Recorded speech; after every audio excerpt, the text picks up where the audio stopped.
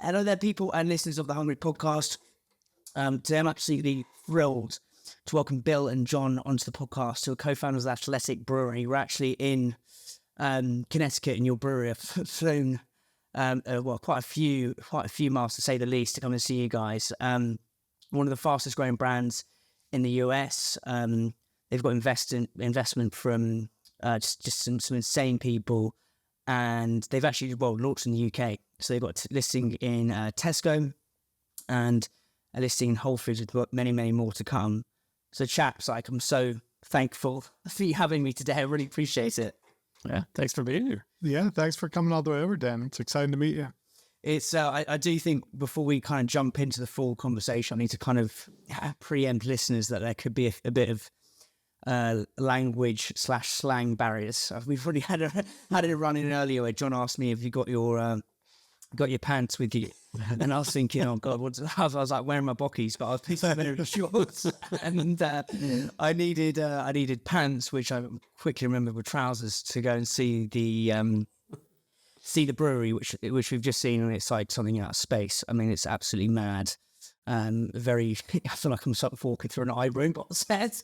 It's great. Where I want to start, guys, is John, we were saying, when we were in the lobby just out there, is one of the things you said that really struck a chord with me is that you're the master of your own destiny.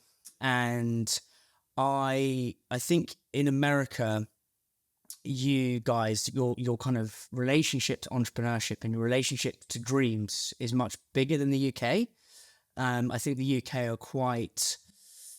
we're quite a sardonic bunch. We don't try and put people down, but it's like if people say, oh, we've got an idea, it's like, really, mate? Do you really think you've got an idea, mate? Whereas in the US, I think it's, from what I've outside looking in, you've obviously got the American dream. You've got almost like dreams give you life. And I was on the plane over, and I was watching the Elvis film, which was really, I don't know if you guys have seen that. Yeah, it's great. Really, really good. And there's a piece in that film where he's got that that song, I've Got a Dream.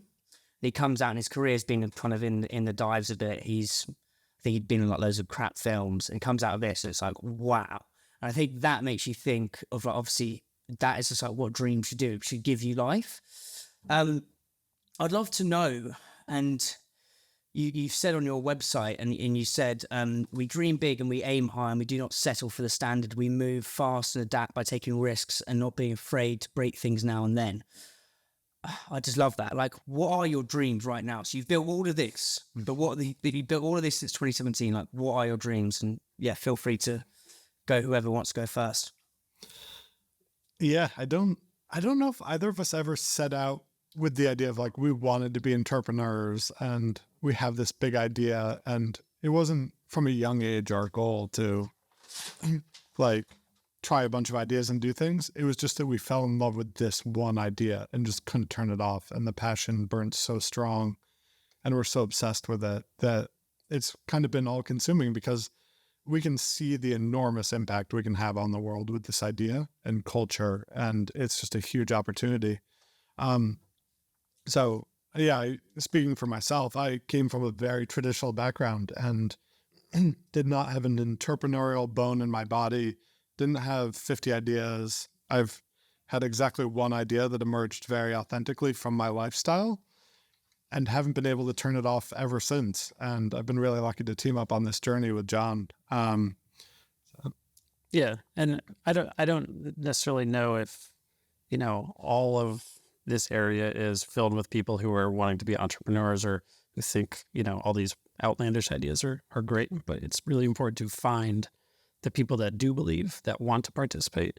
And that's kind of what sets Athletic apart, in my opinion, is the people that are involved.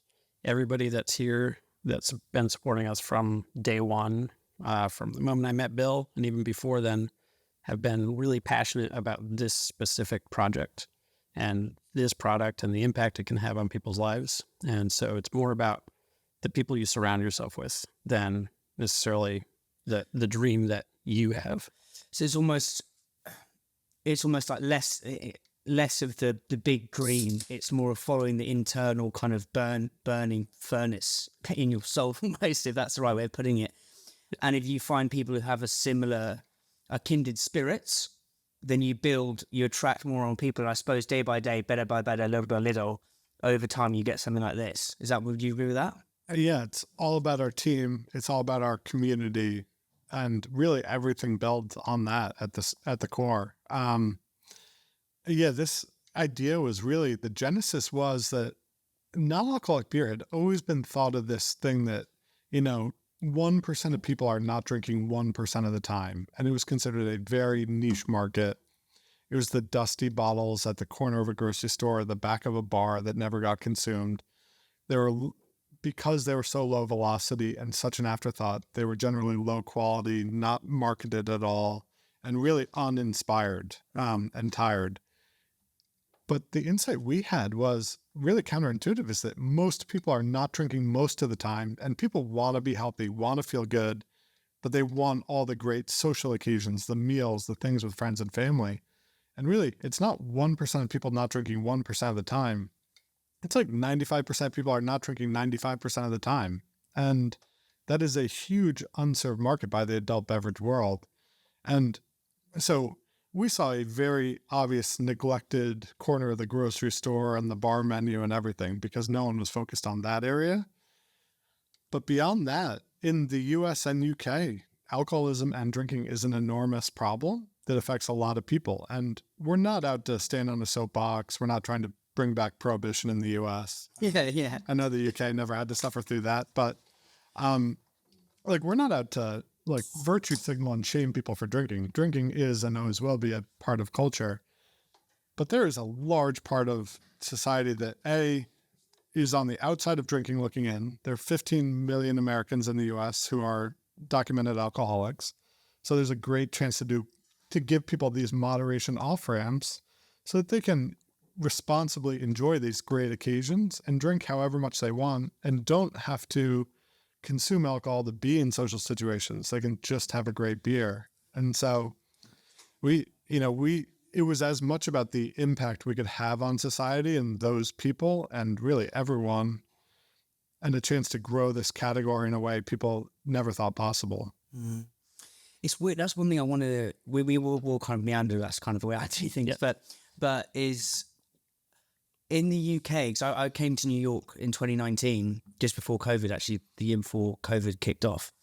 And the boozing culture in the UK is mad. Like people, it's like Thursday, Friday, Saturday, you go out and you just get sloshed and and it's just, no one had ever really questioned it. When I came to the US,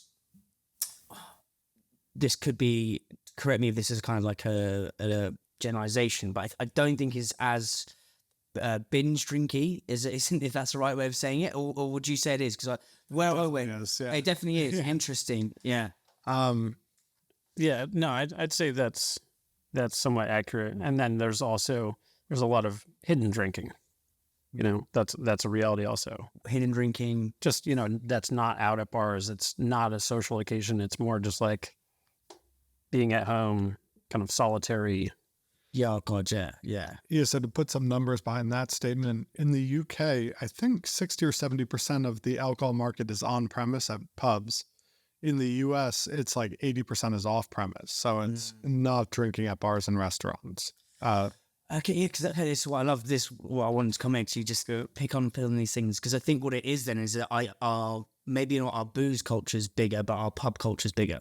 Yeah. As in, it's more like, for some people, it's like fucking church. Like this thing, every Friday you're at the pub at 4 or 5. But in terms of the actual drinking, so the actual bigger problem you're solving, we're probably on similar wavelengths. Yeah, so I spent a ton of time in the UK. I was there for all of April. And it, just from friends and people in the industry and my own experience, it does seem like in the UK that there is more of a work and social pub culture where, like, to participate in these events with your colleagues, you have to be at the pub after work. And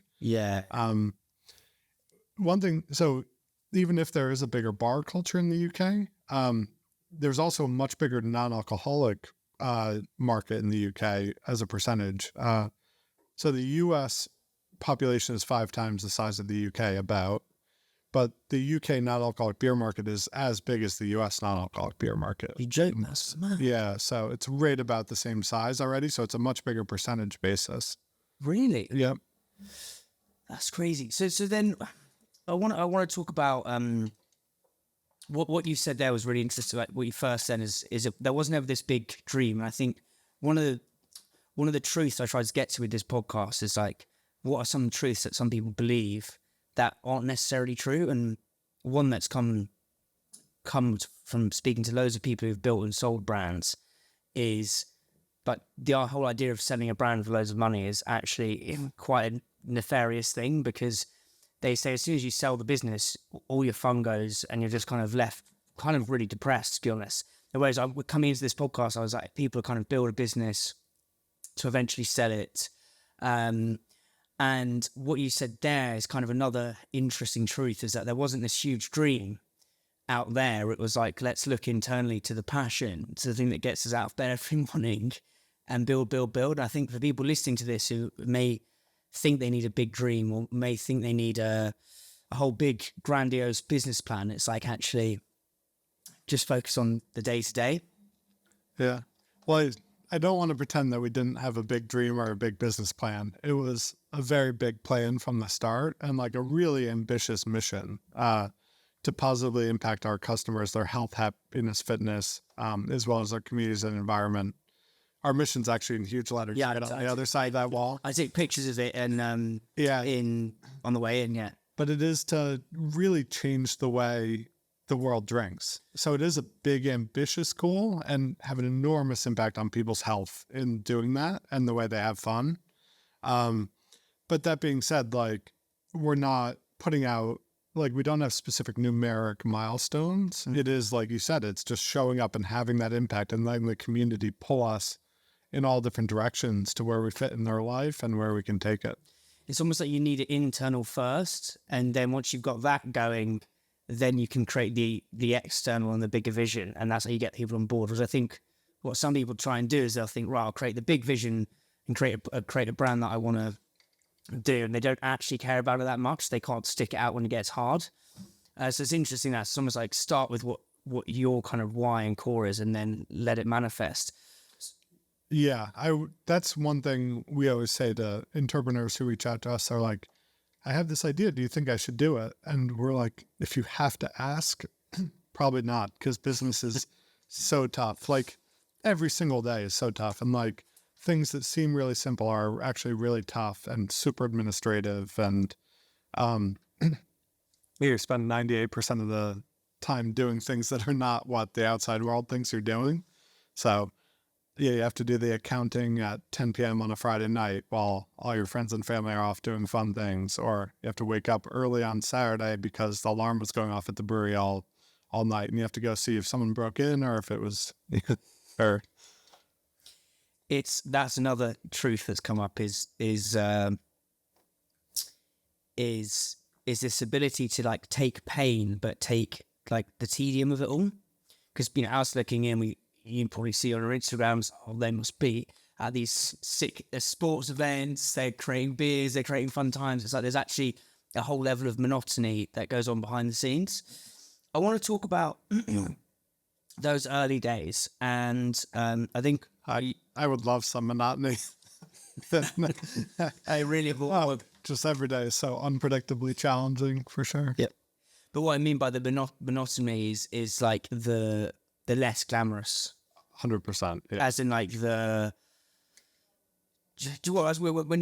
we were walking around that beautiful factory in a production site, and obviously I was seeing it smooth, super slick, looked amazing. Yeah. But you were saying, John, is like every day there'll be something which is just, it goes wrong. And I was like, what's your process to dealing with that? And it's just, as you said, it was like stay calm. But getting used to that every single day was, I think, a lot of founders may go into a business and the first time that happens, they just sort of go, no, that's not for me. That's why the passion has to be there. Do you know what I mean? Yeah. You need to have the passion and the patience. Because especially if you're growing at the rate that we are growing, you need to understand that every day is really a new opportunity, and you're probably going to face something for the first time every single day for the foreseeable future, and you need your team to be on board with that. because it can be really frustrating and challenging if all of your new equipment or new processes are not working exactly as you designed.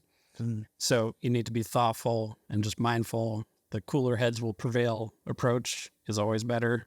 If you can take a step back and try to, recalibrate and learn from each occasion, you're going to come out on the other side much stronger. That's really interesting. So from a leadership perspective then, how do you guys, if you're building this thing, there's going to be a bucket load of fuckload of failure and just like constant iterations you're going to have to go through. How do you instill it in your team to stay calm as well? Do you know what I mean? From a leadership perspective. I think a culture where like failing or challenges is kind of celebrated, because if we go at those hardest tasks, we'll leave a bigger moat behind us. But we want it to be an open dialogue, like, hey, I'm struggling with this, or hey, I discovered this, rather than something where people hide problems, shy away from challenges, because we'll go nowhere as a company. But if something goes wrong anywhere in our company, whether it's marketing or in the brewery, we want to know about it so we can communicate that, we can solve it and move forward. Otherwise, there'll just be problems lurking everywhere. Yeah, so it's almost trying to put myself to the listener who's a founder listening to this, who's got a brand and it's littered with issues, is how, from the culture perspective, how to create that openness, because you guys clearly do it really well. But like, just to go into that a little bit deeper, like, is there specific things like on a week-to-week basis where you're like, right, what are the problems we're facing? How do you get that communication to be transparent across the board? I think it starts on day one with our handbook. John and I sat down in 2017 and came up with a teammate handbook that is our cultural handbook. And we walk through with every teammate who joins our company. And we're like, these are our values. This is how we operate as a company. It's a sharing, transparent, build each other up, collaborative workspace. No one walks in here with a storm cloud over their head every day and makes everyone stay a little worse. So our goal is to run right at these problems and solve big things together. So I think building that culture in from day one is super important. But that, I think also no egos at like anywhere in the organization. It's a very flat culture. So, I mean, we don't pretend to know anything about anything. We're learning as fast as we can, but all of us are learning together. Yeah, you need to take a humble approach. And as you grow, beyond your immediate ideas and immediate expertise, you need to realize that there are people in the world that know each area much better than you. You might have some great ideas around what that is, but there are experts in fields, and you do need to respect that and listen to what they have to say, because they will help drive progress and help drive its success. Ultimately, ego is really toxic for business.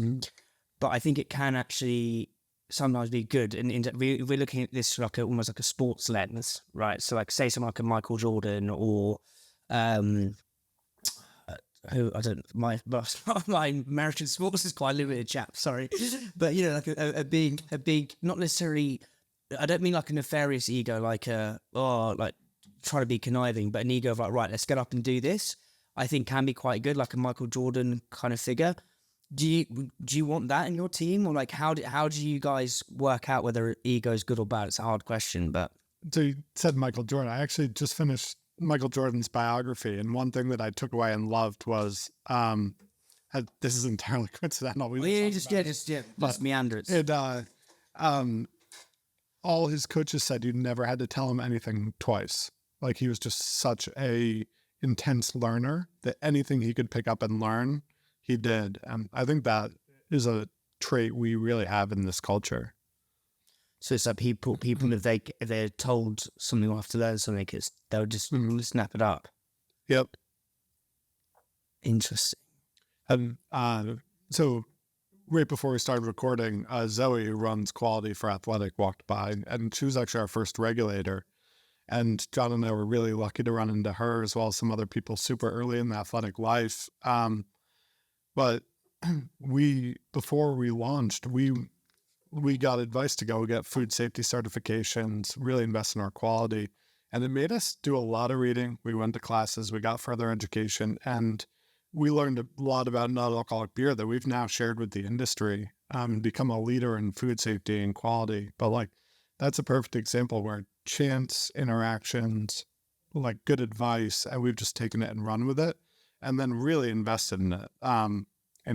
You saw out on the brewery tour that we have invested so much in the quality, the stability, the food safety of our products. And then John and the team are really taking an industry leadership position and sharing that with the industry as well.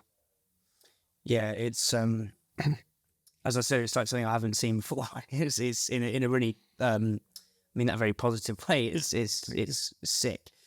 I want to go back then to what I love about your cans and actually your branding is this kind of road that goes through them, because I think there's so much in that. It's like the roads, everyone's on a road somewhere. It's a road to either do better, a road to cut down on booze, a road to build a business.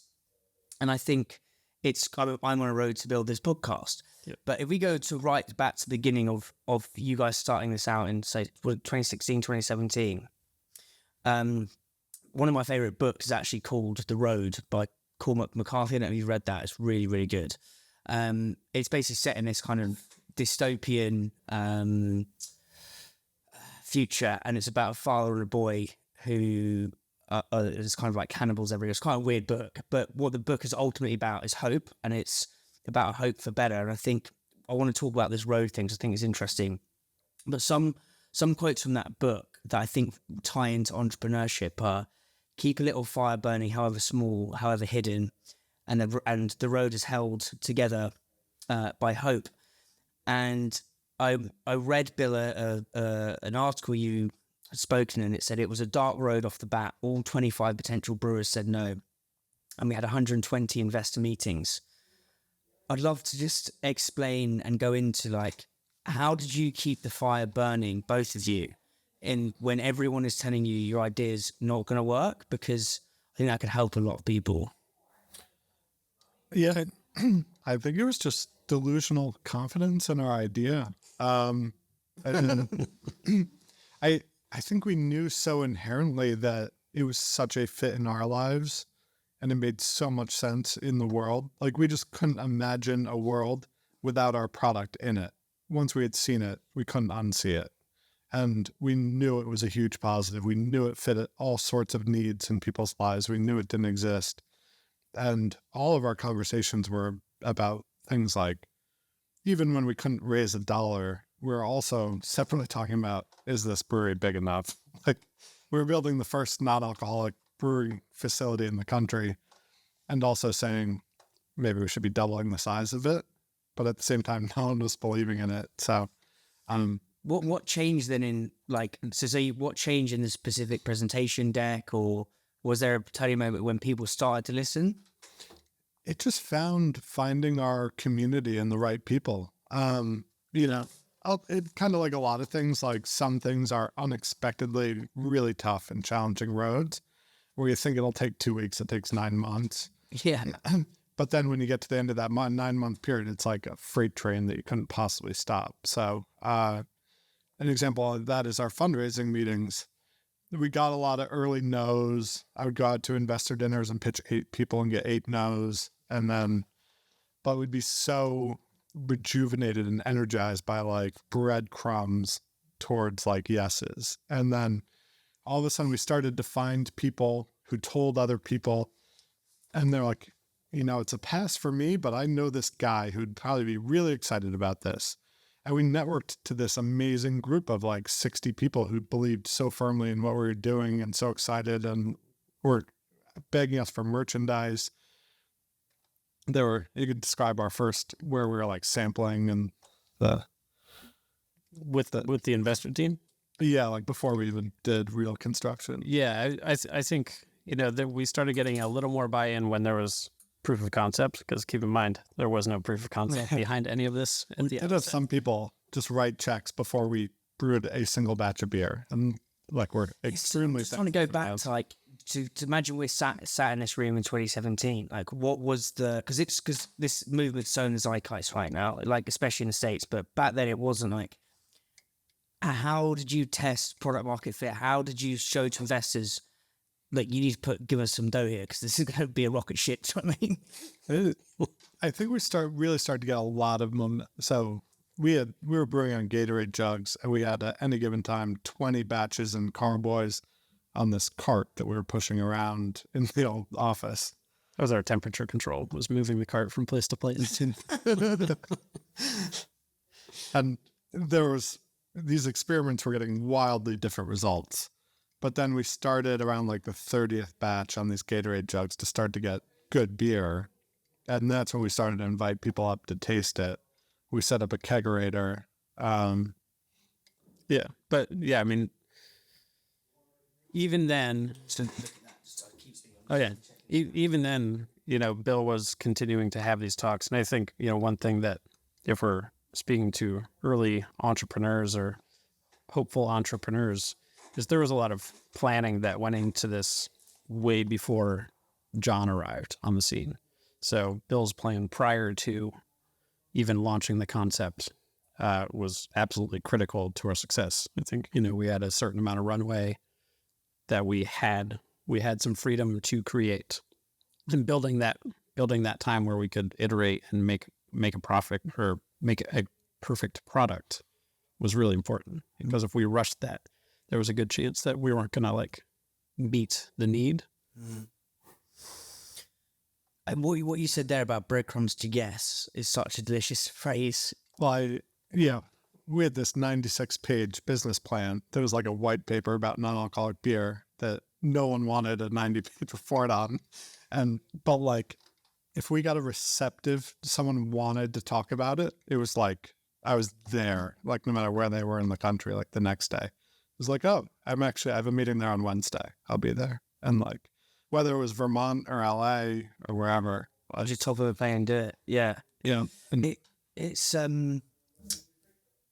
I think it's even with this podcast, it's the breadcrumbs to yeses. It took me loads and loads of pitches to get sponsorship, but each time I'd get a little bit of a crumb, and then it just lets you, and actually that can sometimes unlock another door, which opens another door, opens a window, and before you know it, the momentum gets building.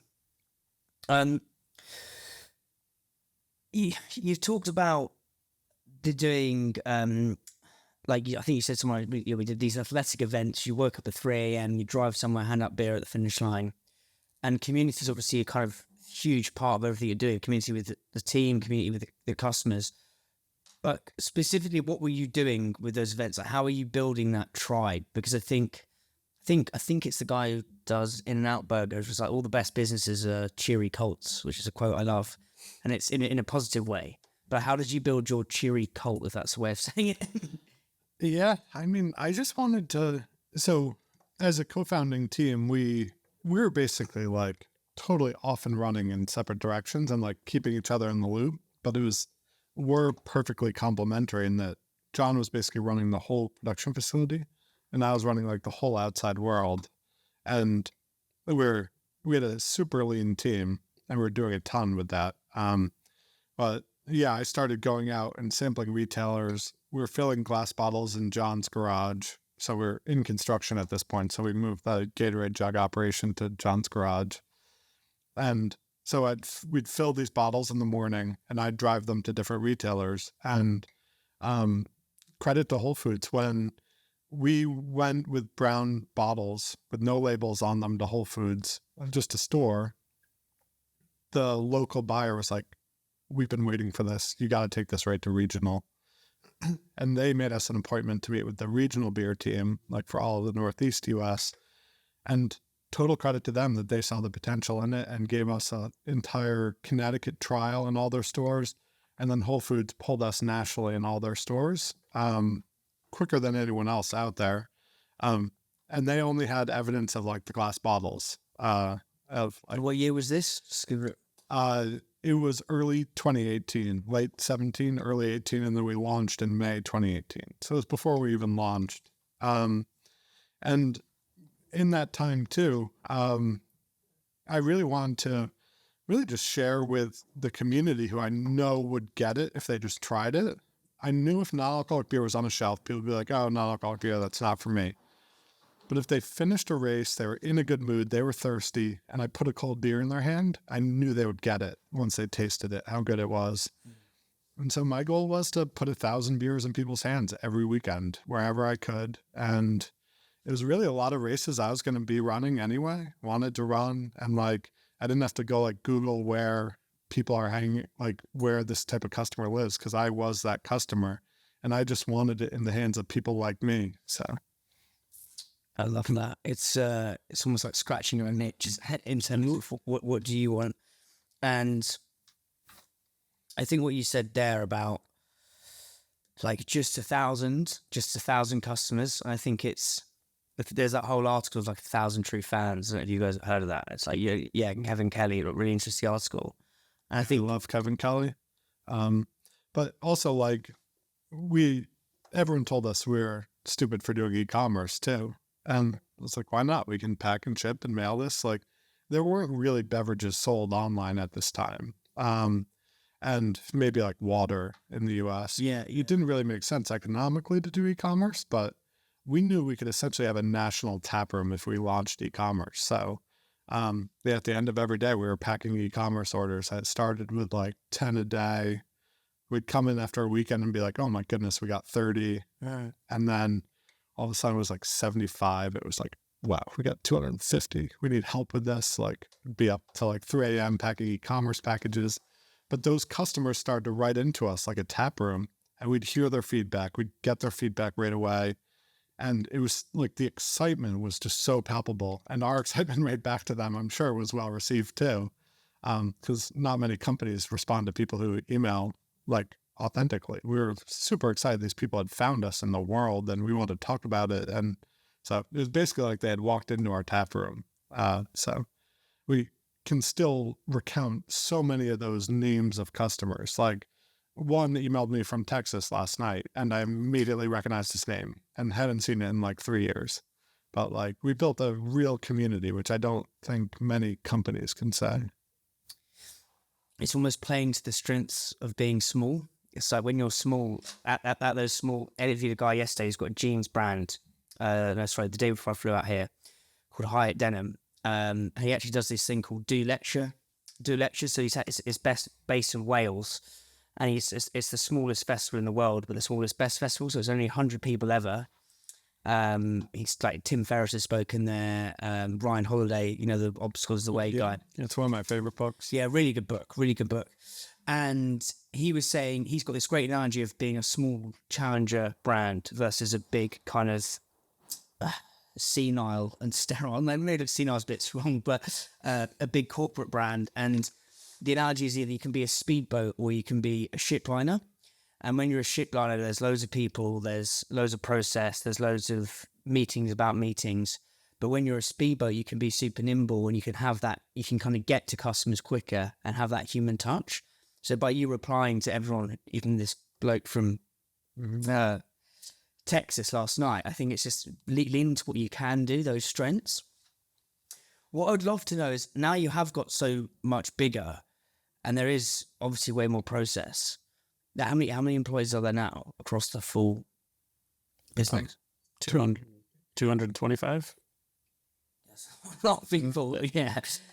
We always say like doing the unscalable things is still important. We have amazing teammates who joined us from bigger experience and can keep the wheels running at a big scale. And it's really important to make sure the beer gets to our big retailers on time, their shelves aren't empty, our distributors have beer to sell, our e-commerce mails beer to customers on time. All that very scaled logistics is super important. However, the unscalable things are still super important. It's important to show up at your backyard. It's important to do charitable work. Like I'll be sampling beers at a race 10 miles down the road this weekend where there'll be 3,000 people. And if you forget about your community, you don't talk to them and you just assume they'll find it on store shelves, it won't be long until someone else steps into that void. So all of our teammates are kind of CEO of their own territory out in the world and doing those local things. So in the UK, for example, like we are at all the Ironman and Spartan races all over the UK, handing out thousands of beers at every race. all of our community work we also do in the UK, everywhere we do business. So it's really important to be having those same conversations everywhere because there is the same opportunity everywhere. Have you heard of Paul Graham's Do Things That Don't Scale? Have you heard of that? Yeah. Yeah, I think that's one of the, I just love that article. It's like, I think the world is obsessed with scale. There's a fetishization of scale, but actually doing the polar opposite and doing things that don't scale is brilliant. And Bill, there'll be people listening to this who have built brands that are nowhere near your size, who don't think they need to go and do those events, who don't think they need to do that. But what you're doing is a great lesson in terms of keeping that kind of firewall spinning. So I was talking to one of our teammates. Sorry, I've been talking a lot, but I was talking to one of our teammates about innovation yesterday. And it's such a thing in the beer industry that the big beer companies forget to go out into the market and they just sit behind spreadsheets, where it's so important for us to go and share ideas with a retailer or share ideas with our customers and be like, oh, what do you think of this?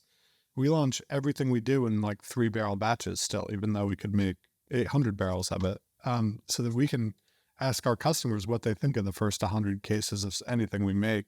And very often a retailer who has been selling beer for 25 years, if you walk in, you're like, hey, what do you think about this? They'll be like, oh, that's a terrible idea for this reason. That like you may never have thought about at your computer, but like they will just dunk on you so fast and murder your idea that it's important to step into the world for sure. And yeah, there's a guy who's a business in the UK called Box Park, which has done really well. It's kind of like a retail outlet about shipping containers.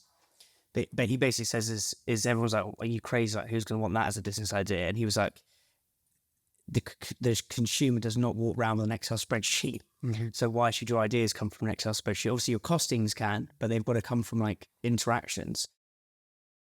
So I'd love to talk, and John, maybe you can take this, mate, is in terms of the MPD and you guys call it MPD, new product development. Do you guys call it MPD?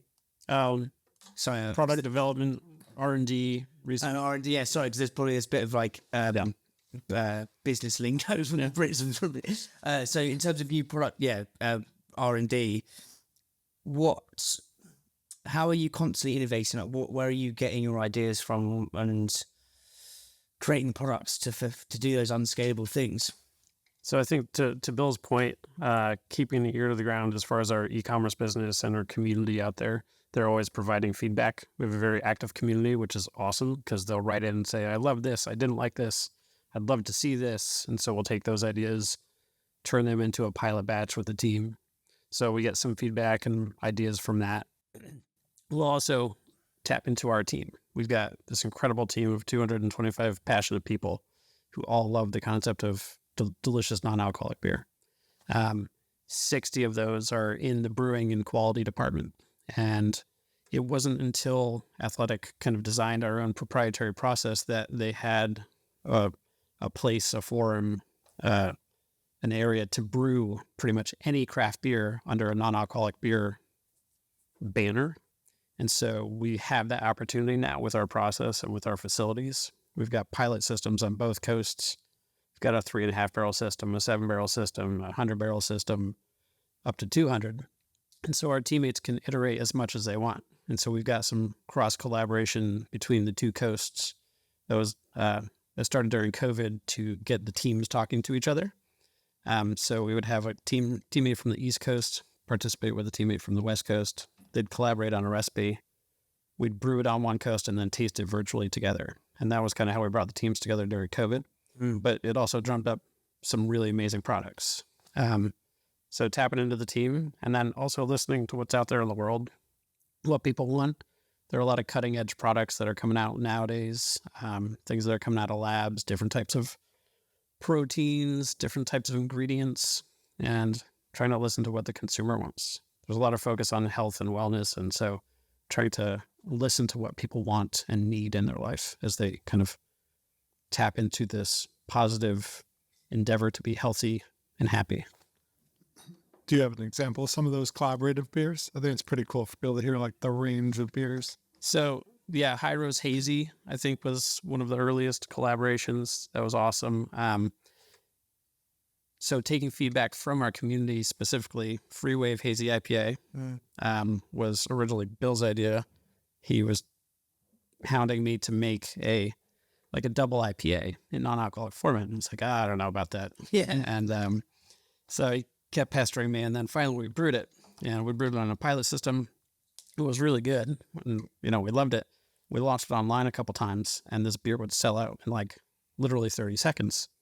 And so he kept making it, and kind of improving the process. And, that was the first product that actually grew into full-time product out of our pilot system. It's mad, because I think in the UK with the NPD, is brands can sometimes, they release products. They have something that's working really well. For example, like a core range or a core beer or a hero product. And then they'll be like, right, we need to grow our sales, or we need to keep the supermarket or the grocer happy. And what can we do to do that? Well, we can promise you some NPD or some new products or some new ideas. And they do it to keep the supermarket happy first, before they've even asked whether the consumer wants it.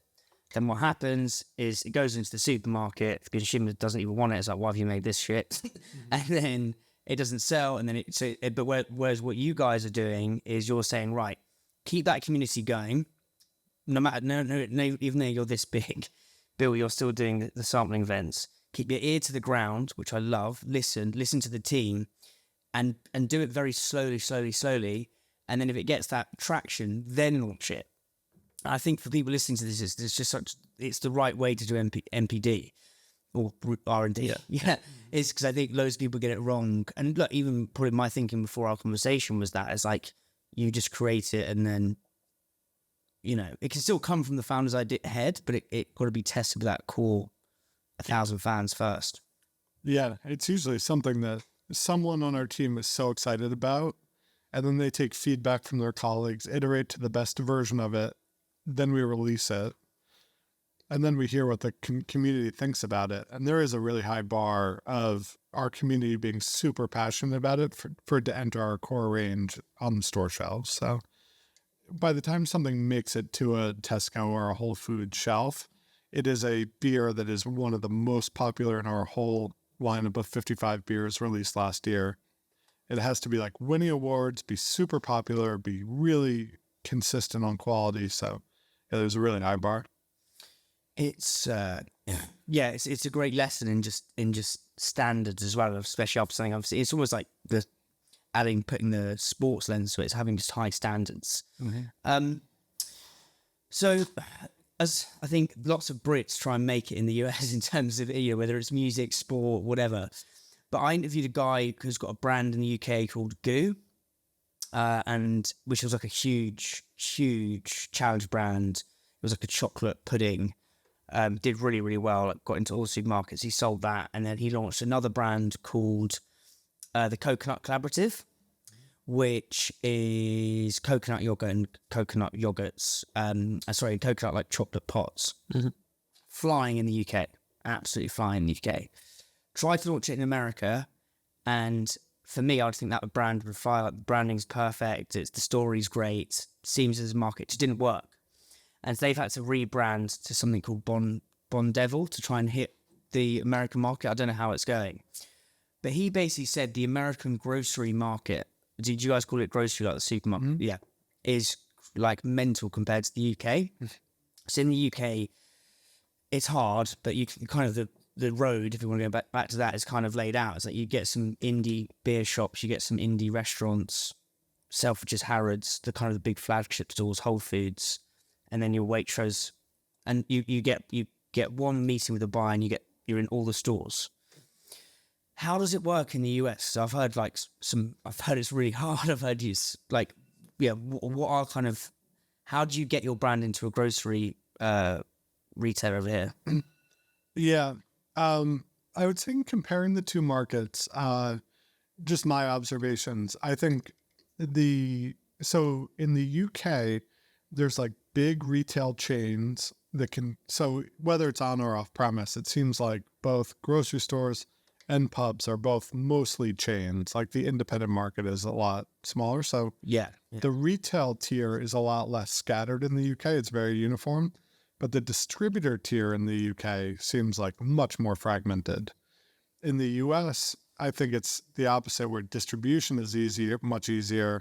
It's the retail tier has so much nuance in the US. So there's so many retailers. The independent market is like 50%. So those are just individual stores you got to be walking into and selling. So yeah, it's different levels of high touch in both countries, but totally different route to market for sure. So what are the big retailers? Obviously got Walmart. Yeah, so big boys. Yeah, so in the UK, the ones who've taken a bet on Athletic and where it's doing really well are Tesco and Whole Foods. So we're really well available in those. In the US, some of our biggest partners are Whole Foods, who I already mentioned, Total Wine, Kroger, Walmart, Publix, Sprouts, Trader Joe's. Like where we've really found amazing adoption is in the natural channel grocers, who tend to be really like tip of the spear on new products. So it's like Whole Foods, Trader Joe's, Sprouts. And then, but we are starting to get broader, like much better distribution and production, so we can start to service the big retailers as well. And Walmart's been an incredible partner there, as well as Kroger. Yeah, it's. I can see how it's confusing. Like inside for because I'm trying to think. It's like brands in the UK talk about. We'll often go to like Ireland first, and then I would like France or potentially Germany's a big market. But there's this, people listen to this will always think, how do we crack America? Can we get into America? It's like, what I suppose I'm trying to get is like, what would you suggest their first steps be? Or, because obviously it's a huge market. We're so similar, but we're so different. But what would you suggest?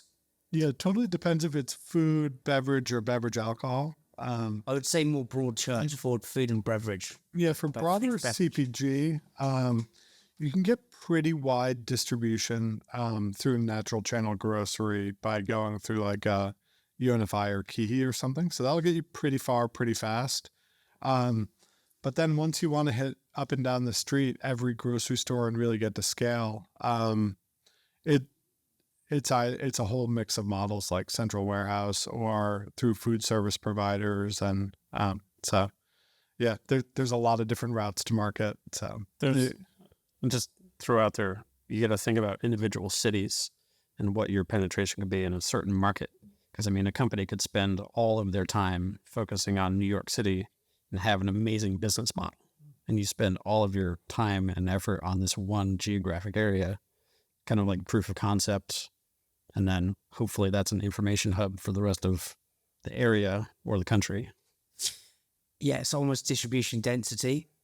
Because I think people want distribution, like in the UK, at least everyone wants loads of distribution, but actually it means you're quite shallow. It's quite shallow but actually getting like this burning hot, almost furnace of distribution, this density where almost like the Starbucks effect of like Starbucks. I think they were the first coffee shop to open their next one over the road. I think. Do you know what it means? It creates that kind of virtuous cycle. One thing I want to talk about is how, like, America's so big, you're in all the states. What have been the hardest states to drive the rate of sale or crack, like in terms of getting them on board with the athletic mission first, and then second, like, actually driving the sales? Yeah. Well, it can be hindered by both retailer or distributor adoption. So on the one hand, so we have in the distribution tier, we have some distributors who are so passionate about what we do that they just sell it everywhere themselves. Or we have other distributors where this is available in our catalog for delivery, but we never talk about it. So our athletic team would have to talk about it and sell every account in those places. Right. So there's a different level of enthusiasm in distributors. Plus retailers, like some retail chains are incredibly stubborn about evolving their set. And they might have their two products and be good and not consider any change. Even if we're like, this is the number one velocity beer in the country, like you may want to consider it. Like the evidence just bounce off their head. So it depends on distributor and retailer adoption in a way, but we have seen the trends fairly universal in rate of sale across the country. There are all sorts of different things that affect rate of sale in different time periods, like weather. Outdoorsy places tend to love craft beer, so like we over-index there. One thing we're looking at is where cannabis is legal, our sales are really strong. Is it maybe a compliment? Interesting. Yeah. There are also, sorry to cut you off. Oh, no. I was going to say, there's some in the United States, if you're talking about UK businesses maybe wanting to come over this way, all of the states are independent. And so there are like some regulatory hurdles from state to state. And in terms of e-commerce, we know, based on data that where we do a solid e-commerce business, it drives retail sales. Interesting, right? Because that's great for our listeners as well. Who like, I've always thought about can you map out your hotspots of where your e-com business is doing well, show that to a retail buyer and be like, put us in these stores. And what's been the state that kind of has maybe taken you by the most surprise of thinking, we didn't think we'd sell well there, and it is absolutely flying? We've got some states that are pretty small states that outsell very large states. So, Such as? I think our partners in Massachusetts and Washington are doing an incredible job. So both at the retail and distributor level, and then our athletic teammates in those areas have been really passionate too. But there's all different pockets across the country like that. And then there's states that are just the opposite for no apparent reason sometimes. But yeah. It's, there'll always be surprising successes, I think. Mm-hmm. And it's almost like, what you were saying earlier about the path of you'll think something may take you 2 weeks and it'll take you 9 months. And you just think something will take you 9 months and it'll take you 2 weeks. I think that is just the nature of the beast. Is there'll be days when there'll be states that you think are absolutely going to boot off and they don't. And then the ones that aren't going to do so well that do. In terms of the partnership piece, so how are you making sure that like how many, not competitors, because I think as we were saying earlier, is everyone's growing the category, so it's a net positive. But how do you ensure that these distributors are pushing Athletic versus other brand? Like, what are you doing to activate those guys and make them be diehard fans for you? Do you know what I mean? Mm-hmm. It's something so a lot of brands do reach out to me and they're like, oh, how should we go about forming an ambassador team? And like, what software do you use type thing? And like, it's not like a software thing. It's not like we like turn it on and you can buy an ambassador team. It was really something that emerged really organically. So I think we walked by Derek, who was one of our first teammates, and me and him were just getting these passionate outreaches from customers. And I felt like I wasn't doing their stories and their interactions justice. And I wanted to talk to them more. I wanted to run races with them. I wanted to hear more about their stories, get their feedback. And we wanted to be much more interactive. But there were hundreds of these people. And that was like 1% of my job that I was doing from like 10 p.m. to 1 a.m. at night. It was like interacting with the community. And so our thought process was we should make a team and a community and let them interact with each other and make it easy for them to interact with Athletic and do fun things in the world with us, participate in all our stuff. And so we formalized the program, and we thought we were just going to accept everyone, but it was way too many people. And so we actually have to do an application program now and like really have it be the most passionate people. But really it's people who want to tell other people about athletic brewing and like help us out, do fun things with us in the world. And so it's really come about super organically. Yes. I always thought there's like some sort of like plan behind it or system behind it. But I think a lot of these things is actually the system starts in there, or maybe the Gatorade cans, when the product's so banging that the rest kind of falls into place. I want to talk about how So JJ Watt, who's an investor, and for listeners, he's an American footballer because I haven't got it written here. He actually just retired. Oh, he's retired. Okay, that's right then. But you've frequently, as we've been talking, referring to your colleagues or as teammates, and something I've picked up on. I think that's a really interesting way of viewing business. I think there's a lot of parallels between sports and business. I'd love to know what JJ Watt has taught you guys. Is there anything he's taught you about life or business that you kind of let soak into the culture here?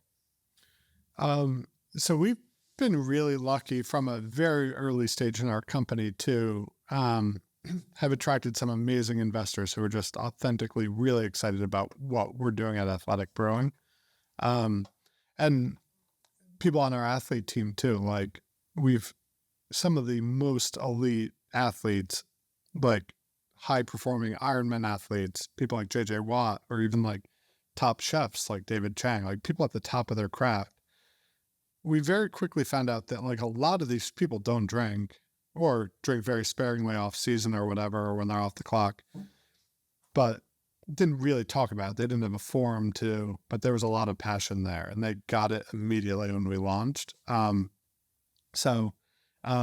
Like, we've had Ironman athletes reach out to us and be like, I've been drinking your beer for years. Like, could we do some sort of formal sponsorship? Because I'm just telling everyone about it. So I think someone like JJ Watt, like, in terms of what I've learned from, honestly, I've learned that just like, he's such a great example in that, like, I went down there and to meet him, like, I asked him for just a super small window of his time, and I expected him to be this big, intense football player, and he was like the nicest guy in the world. It was right before the holidays. What year was this? Sorry, just to give. That was probably fall 2018, so Okay. super early in the brand life cycle. I walked into their living room, and him and his fiance at the time or maybe just girlfriend at the time, were like actually wrapping presents for charity. Like, so they're just like the most down to earth, nicest people. And I really took away from him like the status he's earned. He's just like the nicest guy in the world and so humble. And I think other investors, one of our early investors was Blake Mycoskie, the founder of Tom's Shoes. So Tom's Shoes is famous for like buy one and then they give a pair of shoes away to charity. And like, shoes are a huge problem, especially in underdeveloped countries, like no access to footwear and clothes. And Tom's Shoes gave away millions of shoes. And Blake really literally wrote the book on kind of like a bigger purpose or triple bottom line business. And so we're incredibly lucky that he just cold emailed us and asked about Athletic Brewing. And, but from a super early stage, his advice was probably much more formative than he thought in our business, and like how to really continue, like he was inspiring to continue to make our business a force for greater good. So. And what was like, just kind of again dive a little bit deeper into that, because I think what you're saying will have a lot of interesting just lessons for our listeners. So Blake, so Blake built Tom's Shoes, and I may be off on the numbers, but they like amazing brand, gave away millions of pairs of shoes to charity. So they're both stylish and very impactful and successful business. And I think they sold that business for like $300 million. So it was a very commercially successful enterprise as well. And so he really showed the roadmap of like, you can build a very positive economic business and impact business to me. But as we were building, there were a lot of nuggets that I teased out in like his process of building. One of those, for example, was never lose track of participating in all interviews. Like, he's like, people is everything in your company. And the second you stop interviewing, the second you'll lose control of the culture of your company. And so that was something I really took away from him, but among countless things. Anything else? Because I think there'll be, I love one of the, like, as always, trying to find the nuance. It's just like, just keep going on that path. Yeah. Is there anything else he taught you? So I'm not sure like he did teach me a lot about time management. But I think something I picked up from him and other people is like, it's as important what you say no to as what you say yes to. There's a stage kind of for saying yes to everything. And then there's a stage of, unfortunately, saying no to a lot of things too. so that you can take care of what is important also. Yeah, that's another theme. It's like it's the whole Steve Jobs, which is focus is saying no. I think it's focus is hard to focus because there's just a boundless, infinite opportunities out there. So you said Dave Chang, because I know him through Anthony Bourdain. So Bourdain's one of my heroes. I don't know what your thoughts on him are, but he's just his ability, his drive, his storytelling, just everything he did was just amazing. Because how long was Bourdain like? What was the sort of him? How was he perceived over here culturally? How is he perceived here culturally? As like in the US, like. I think generally positive, strong storyteller, just kind of like you mentioned, kind of fearless in terms of, what he would approach and how he would approach things, which I think garnered a lot of respect. There was a lot of sadness when he left. Mm-hmm. Yeah, I mean, because that was just an awful part. But I think his film Roadrunner was, I think, is a masterclass film. Yep. And David Chang speaks in that, and because I think he was a pro golfer, and then he canned it all off to be a chef. I know he's an incredible golfer and was very good as a child for sure. Yeah, he's a really talented guy. So what's he kind of taught you about building this business, or it could be just about craft, could be about life, could be about anything, and trying to kind of get into these one sentence principles? For me, with Dave, I think not losing sight of, the foundation, which is being spirited and creative and just throwing spaghetti at the wall all the time. Just have ideas, just generate ideas. Really? One of them will probably be good. A lot of them might be bad, but just come up with them. Don't stop. And how, I love that. Yeah. And how do you, that's kind of speedboat thinking in terms of, I think with shipliner, you get quite stagnant, you drop the anchor. So how do you do that I suppose what I'm trying to tease and tickle out is how you actually do that, because a lot of brands, as they get bigger, it's very easy to be a speedboat when you're 5 employees, 200 much harder. How are you doing it, keeping that magic going as you're getting bigger? I think like on the product side and R&D side, we can apply that every day. What new ingredients are there? Who should we be working with? What should, we shouldn't just look at beer. We should be looking at food and like all culinary aspects, health trends, things like that. And so we can do that on the pilot system and our e-commerce platform where we get that direct feedback and interaction with the consumer. But one thing that we've seen on calls with him too is rethinking how you think about things that already exist. And, how can this be positioned to a new audience in a different way? How do you take your ship liner product and make it nimble with little tweaks, like little bolt-on concepts and kind of... Is there an example of that? Well, I mean, he's like such a big celebrity, and we expected on like our first calls with him for him to, we didn't know what to think. Like you would expect a celebrity to kind of mail it in, maybe not show up. And like the video goes on, and well, we met him in person for the first time in New York, but like on the first Zoom call with him, like the video goes on and he's like present, has a notepad of ideas, and like at different kind of times in the conversations, like waving his arms with excitement. And like, I think it's that passion and showing up. Yeah. And the creativity. And just not being afraid of reactions, thinking about the same product in a different way. I can't speak to it too much because we'll see what happens in the future, but like how a product shows up in a glass, like it can be so simple, but just this one little deviation could really kind of like disrupt things. And he doesn't care about what people think too. It's like definitely the no egos mindset, but like he could extol the virtues of a microwave for like hours.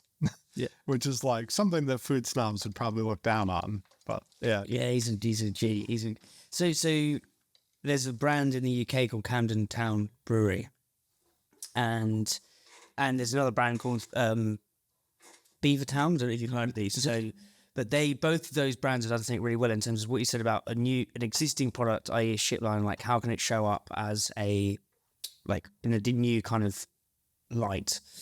And they actually put this on their Instagram. And as we say, is because the pub culture is so big in the UK, they've designed their beer cans and everyone nicks them or like steals them from the pub. Yeah. And they literally have got a post. I wrote a thing about this on my blog of how they said, yeah, enjoy taking the beer glasses from the pub. And they're these beautiful beer glasses. And the whole kind of piece behind it is that if we can create something so beautiful that people start thinking of, well, they'll drink the water out of that cup and suddenly start to kind of infiltrate consumers' subconscious. And like now it's a thing, and like they're actually encouraging people to do it. But it's a piece of like kind of magic about how you show up in a new light. And these glasses have done that. And it's, there's a lot in that. And I think it's just kind of pulling at it. And then back to this teammates things. I think one guy I interviewed has got a brand called Candy Kittens in the UK, who are like kind of the huge brand. And there's this whole thing in the kind of founders and entrepreneurs of, you know, it's like a family around here. It's like a family around here. And what he was saying is, if it's a family, it's almost too kind, and it's like it's too forgiving. Whereas if you say we're a team and it's a sports thing, like how do you guys play into that? If you say you've got family on the left and teammates here, like when you're hiring people, like what are you looking for specifically? Yeah, I think so the word employee has always like never felt right to me. Like I'm not master of anything, and like I work with people, I want to help. Like they are most likely better at what they do than I am. So like the word employee has never really sat well with me. And team makes a lot of sense because we all are working together, going the same direction. We win and lose together. So that word has always made sense. The word family also does not make sense in a business setting. As much as people would want it to be, I care incredibly much about our teammates. But like at the same time, it is a very merit-based culture. So like high performers, people who work harder will do better. And like, I think a lot of companies have gone too far into the family realm and gotten themselves in trouble and had to like take a lot of the underperformance or bad acting that comes with that kind of culture also. So, and then with the meritocracy piece, how do you reward those who put in the more effort? Like, how do you do that? People who've always done best at Athletic are people who identify and solve big, challenging problems, who drive the company forward, who are eager for more opportunity, who aren't necessarily asking like, oh, what's my path? Like, and they put it all at your feet. They're like, I want to do this big thing. Can I have permission to do it? I'm like, go get it. And yeah, so, but it's also just high performing people who are great teammates get great opportunities. So, yep. Yeah, I think it's, and then in terms of, I don't know if I just totally spoke for. No. what's your? No, I think it makes sense. You know, so I coach my son's soccer team, and like, I think I learned more about the business there, and you know, more about there here. But you know, there are lots of positions on a field. There are lots of positions on a team, and every single one of them is critical. And if one of them fails, then the whole team is probably going to fail. And every single position needs support in order to be successful. So just making sure that you have that ecosystem, that balance, more than anything, the communication and the camaraderie and the willingness to communicate. You know, that's just, You know, I'd love to know what sort of some of the lessons you take from here that make your kids' football team better. Because I think it's, I love exploring different inputs. I think if you have different inputs, you have different outputs. So you want to learn from different things because then you get a better result. So actually talking about your kids' football team is probably quite a weird input, but may produce something interesting. No, you know, similar to what Bill was saying earlier about celebrating the failures, you know, that's what you need to do on the soccer field. And that's how these kids grow as a team, as humans, and become better people also. It's like when you miss a shot, when you have a bad pass, it's not like, oh, why'd you do that? It's good try, nice idea, or constructive feedback. Like, maybe we could try this way next time instead of just tearing people down. And so that's the culture we try to promote. I think in here, where things happen, bad things happen, we lose product, machines break, and it's just, how do we work out of this? What are we going to learn from this? How are we going to grow together?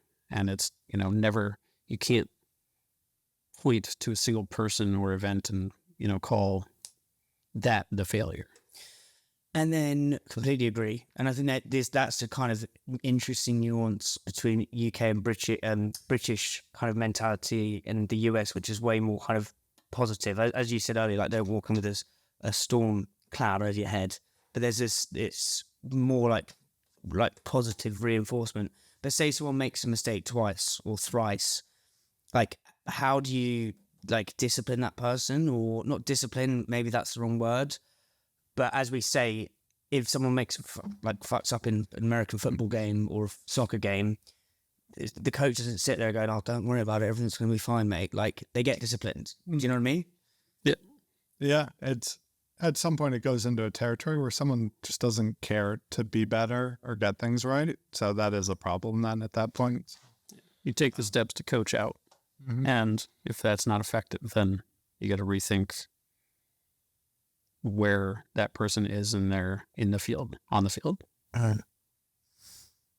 Interesting.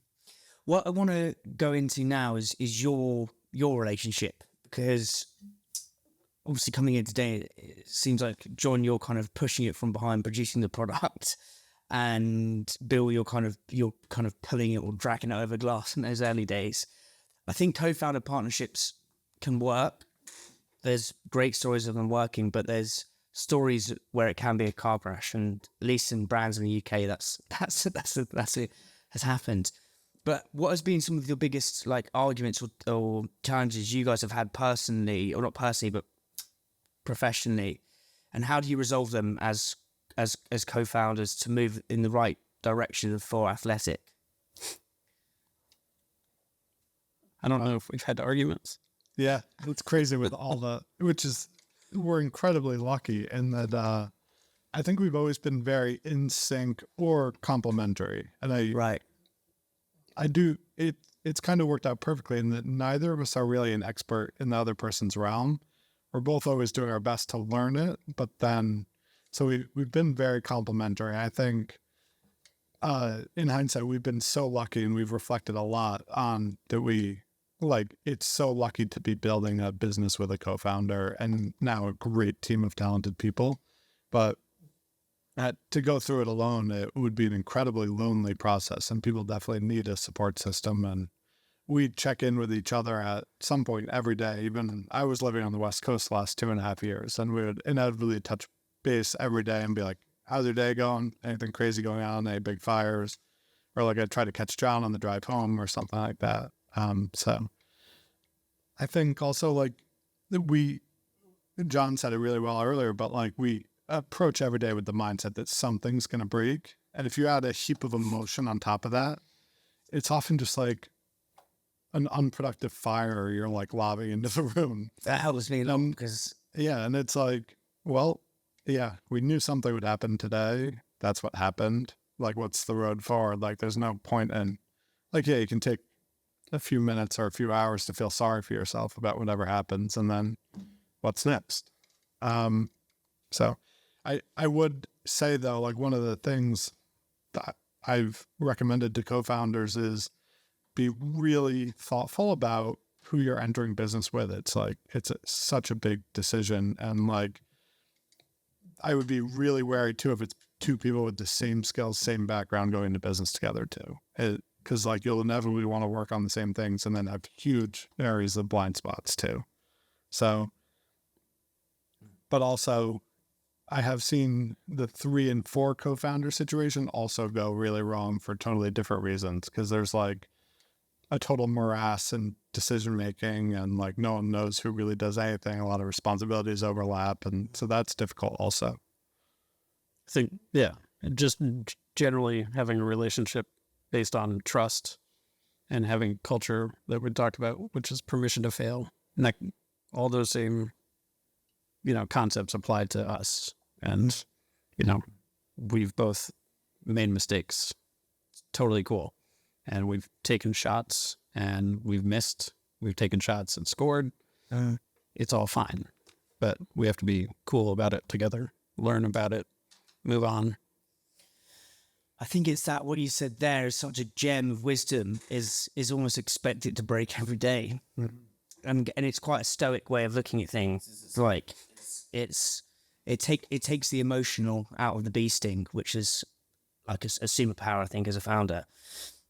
And this is a question I ask all guests, and it goes. We talked about The Obstacle is the Way by Ryan Holiday. Since we're all kind of stoicism, we'll go there. But what has been one seemingly insurmountable obstacle on the journey that retrospectively actually paved the way forward? And that could be, anything. I do love that book. I've read it like 3 times. Yes. Even sound bites of what I said like a few minutes ago are actually extracted from that book in a way. Like, things are going to go wrong. Feel sorry for yourself. Give yourself a beat, and then move on and solve those challenges. So I don't know what's felt. I think one thing that I struggled with the most early on was, we did this huge fundraising round early on where we found our angel investor round. We built this seemingly huge brewery in Connecticut, the first ever real non-alcoholic beer brewery in the U.S. And we thought it was huge and it would take us a while to grow out of. And just coming around the corner on our first summer, 10 months later, we had already laughably outgrown this building. And Sorry. So you said, so you built the factory and you thought it was going to be like a huge factory. Yeah, we turned it on in May 2018. We really started selling beer in June 2018. Right. And as we were coming around to summer of 2019, so just 10 months later, in like April, we were totally out of capacity. And to the point where, like, a year before, no one on the planet wanted or was talking about non-alcoholic beer. And now there was like outcry about this ironic shortage of non-alcoholic beer. People were meeting our distributors' trucks in the parking lot at grocery stores. It wasn't even getting to the shelves. And like, it was this whole, like, it was really rich in hindsight. Like, we went from getting made fun of to not be able to keep it in stock. We doubled the size of that brewery. We moved in 3 huge used tanks in time for that summer and outgrew it again like 3 months after that. So we build and run all our own manufacturing quality, and that's a real investment. It takes such time to do.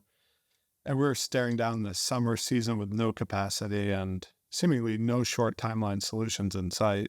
So I think that was one of the biggest challenges we've ever faced. What was the darkest day on that bit, and what did you say to yourself when you looked in the mirror? Because there was, as you say, a lot of people listening to this podcast to realize that everyone goes through some kind of fucking hell at some point. Yeah. I think there was one moment that summer where I had just finished a great meeting in New York City. It was like my first meeting of the day, felt great, whatever. And I was walking across Central Park to my next meeting, and I gave John a call. And like, all in the series of 2 minutes, like a bird pooped on me before my next meeting. And John was like, "Oh, we lost 3 tanks of beer." Like, we were so out of stock. And then we lost, like, basically John didn't think the next 3 batches were good, and he was going to dump them all. And it was just like, oh my goodness. What about you, John? What's been your obstacle that was actually the way?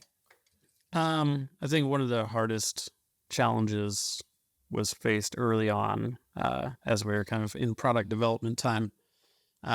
We had sales to fulfill to a major national store, and we had product that we wanted to ship out, and everything was fine, but we didn't feel 100% confident in it. And we decided to eliminate the product, hit pause on production, and put in some infrastructure in our building, which took a better part of 4 months to put in. So it kind of put us... Sorry to interrupt, just guess, what year was that? This was... 18. Yeah, late 2018. Okay, So that's a fun year then. yeah, So we had a great process. Everything was looking really good, but we didn't at that time have a tunnel pasteurizer.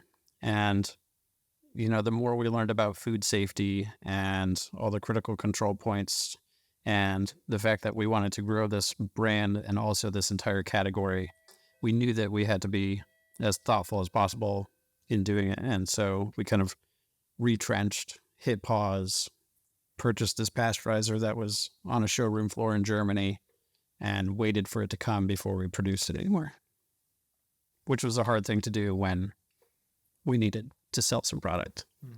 And yeah, what are the voices in your head in that in during those periods, and how are you? Because we talked earlier about taking the emotional beasting out of thing, but when you're walking through Central Park and a bird shits in your head, and then you lose 3 tanks of beer, like what do you say to yourself? Because that will really help, I think, people listening to this. in all three of those situations, I don't think we necessarily had the solution in that moment. So in the moment John described, it was, all right, we're going to destroy the beer and we're going to think about this.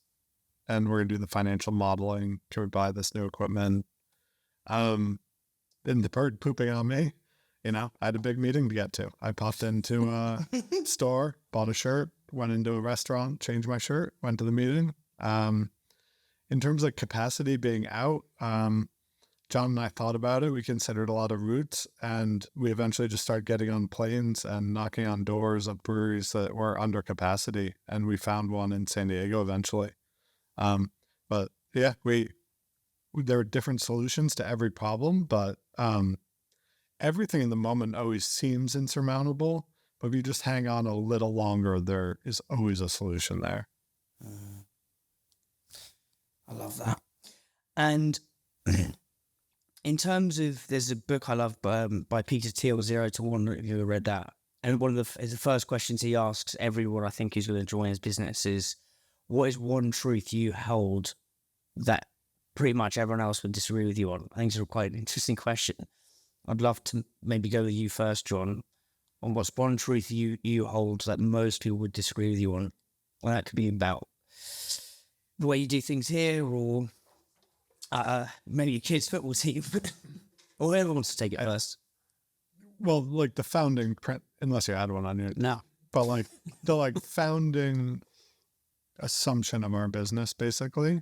So we have one about market size and then one about process, essentially. But one of the big things we were looking at the world differently was, because we knew it so inherently in our lives, I was like, I want alcohol maybe in one specific hour of the week, and don't want it even the next morning, the effects of it. But I want great beer pretty much all the time. Anytime, any day, any hour, any meal pairing, any social occasion, any calling situation. And the whole world was looking at non-alcoholic beer as if it was something that, as I said before, 1% of the population was drinking 1% of the time, where it was really 95% of the population would probably drink this in a huge array of situations. And so one day there will be a flippening where non-alcoholic adult beverages are consumed more than adult alcoholic beverages, which is it was 0.3% of the whole when we started. So I think that was a huge different view of the world. But we also took our process down to first principles also. Go on. Well, yeah, nobody had really thought about producing. Nobody had really thought about producing non-alcoholic beer in any new format or style. A, because they didn't need to, because nobody thought that there was a need or want for it in the world. And B, because it's hard. And it's hard to think about recreating a process with the same ingredients and ending with, a better, the same or better result. So, there was a lot of doubt in terms of what we could do, that we could create a product that was better or just as good, if not better than, its alcoholic equivalent. So that was a challenge. That was a fun challenge. I think that we nailed it. I think that perfection is a myth. And I think most of our team believes that too. And we're always very proud of the product that we're putting out. And we have really high standards, and we won't release anything that isn't exactly as we expect it to be. But we do always believe that there is room for improvement. And so that's, that kind of ties us back to research and development. And it's not always new products, but maybe it's the same product better. Maybe it's working with new ingredients in a different way. Maybe it's working on the same exact product, but making it more sustainable. So a lot of research and development, you're not actually going to see visibly or experience, but, at the end of the day, it should be consistent. Yes, I think I interviewed a Michelin-star chef because that's like another one of my massive passions on this podcast, and he was basically saying that perfection is the thing in quotes, like perfection is the enemy of the great or something like that. And it's like perfection is actually super egocentric word. It's like because it's a mirage perfection. So instead, he's like look at it from a different perspective and raise your standards from the bottom and have really high standards that you're constantly trying to improve, but you're not in that kind of ego perfection thing. A few more bits I want to explore, then we'll wrap this up because I'm absolutely loving this, guys. But what's in the UK, obviously, it is much smaller, literally geographically, but the challenger brand foodie community is epic. It's huge. Like everyone knows everyone helps each other. What's it like over here? Is there like a whole thing in New York or LA? What's the kind of the scene like? I think in many ways, we're going towards like a borderless world in some ways. We've had really good collaboration with UK brands. We've had really good collaboration with brands in other parts of the US.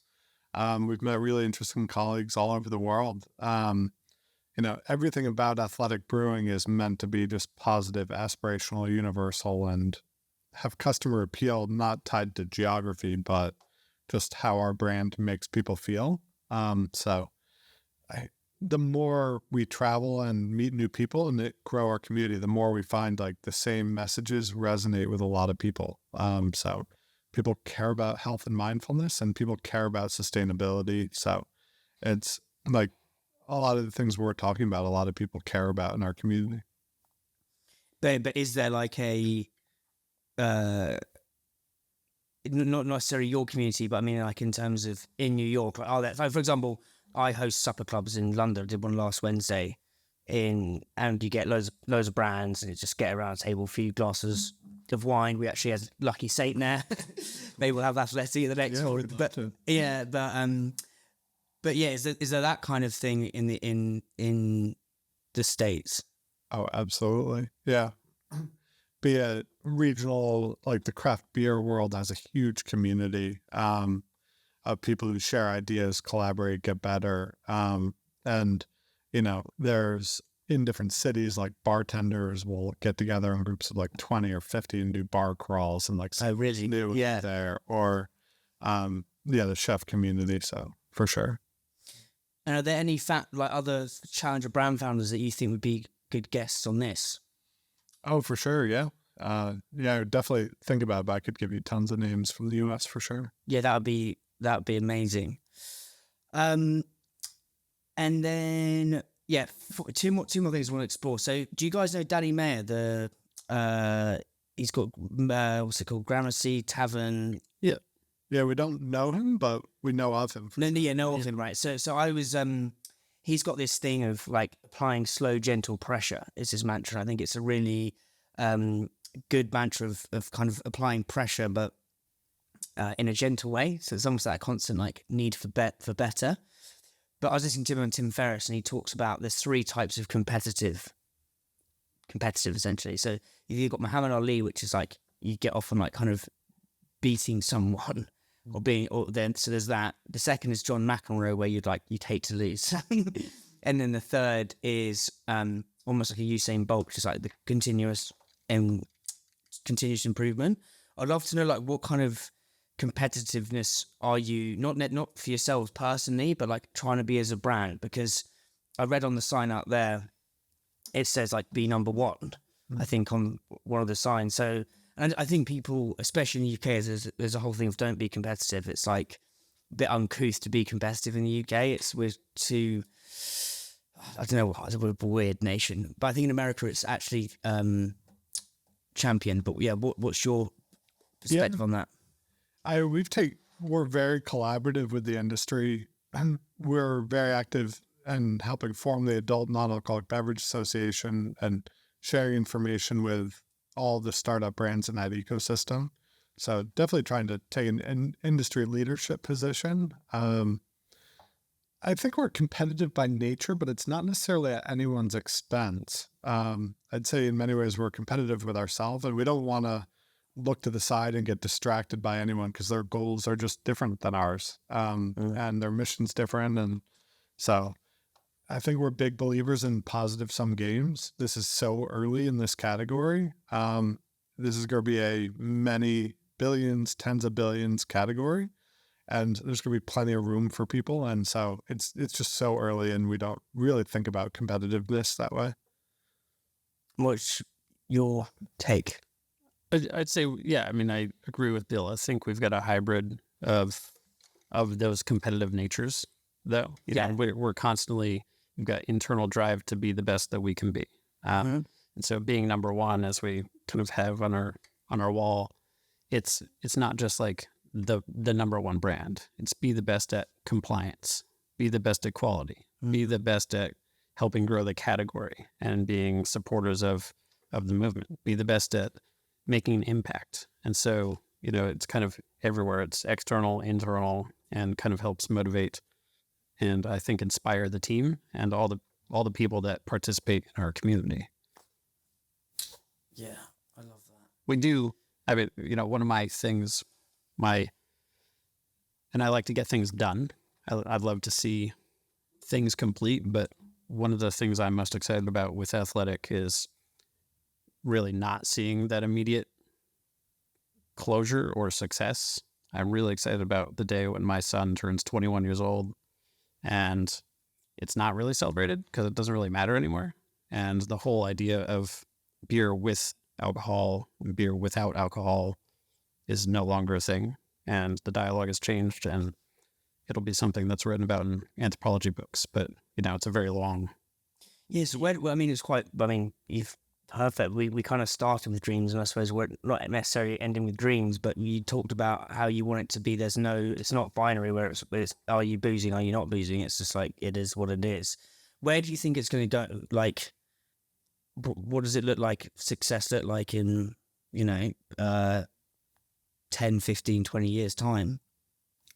I personally think it's easily going to go there, especially in the US. You know, the European market already has a lot of that culture established. And, it's normal to have a non-alcoholic beer at lunch, at dinner, with your family. Is it easier in Europe than it is in the US, would you say? For sure, yeah. Oh, really? Yeah. So you talk about, in terms of market, some markets over there, 10 to 17% of total beer. In the US, we're looking at 2%. Yeah, in the right channels. Yeah. So, the European non-alcoholic beer market is something like $7.5 billion, where in the US, so $7.5 billion in the EU. In the US, it's like 500 million still. So it's like 1/10. It was like 1/30th when we got started. So that's mad. That's mad. Okay, so then final question. I ask this to all guests who've got kids because it's just quite an interesting lens to explore. But what's one piece of advice you could pass on to your kids? Big question. Yeah.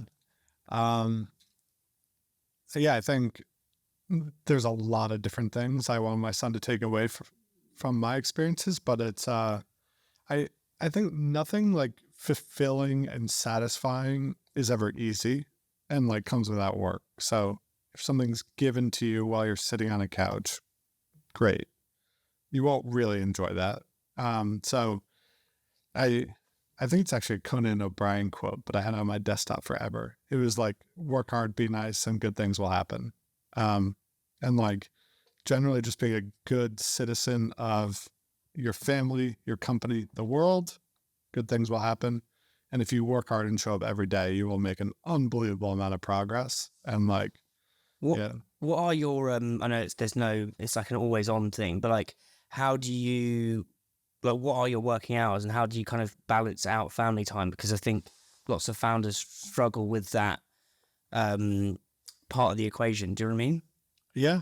I mean, there's almost always fires burning when we go home, and that's totally fine. Like, it's nice to leave something exciting on the table. Like, it's kind of a curse about working in an exciting place, an exciting category, an exciting company is that the to-do list will always be 25 items too long. And you got to pick your top 3 every day.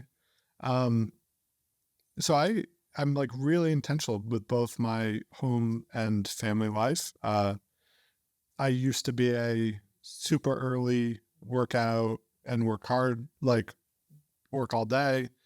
With my family, I'm much more intentional now to like pick those spots. Like I always wake up early, but I love like that hour in the sun in the morning with my son.